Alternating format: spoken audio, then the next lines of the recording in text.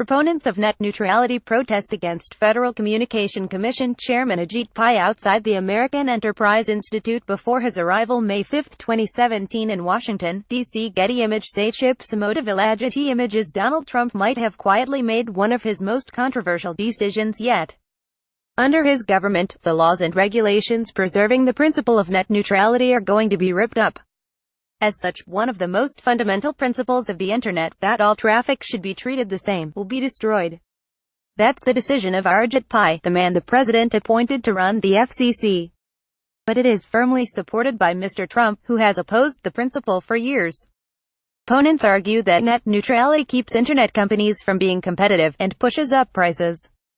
But that is not the story told by the millions of people who have campaigned to protect it, a campaign that also includes hundreds of the biggest companies in the world. Internet pioneers like Aaron Swartz have fought to protect the principle.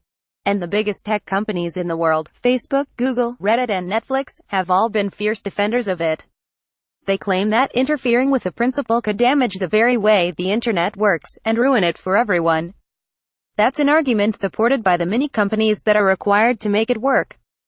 And it's one neatly laid out by those behind Battle for the Net, a day of action that saw many of those websites go dark in July, to demonstrate just what will happen if net neutrality is lost.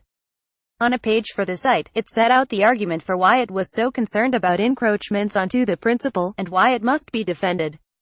Cable companies are famous for high prices and poor service, the page read. Several rank as the most hated companies in America.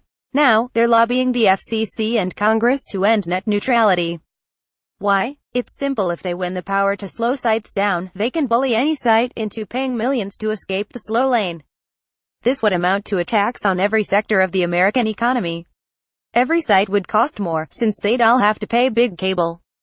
Worse, it would extinguish the startups and independent voices who can't afford to pay. If we lose net neutrality, the internet will never be the same. That was echoed by other internet campaign groups.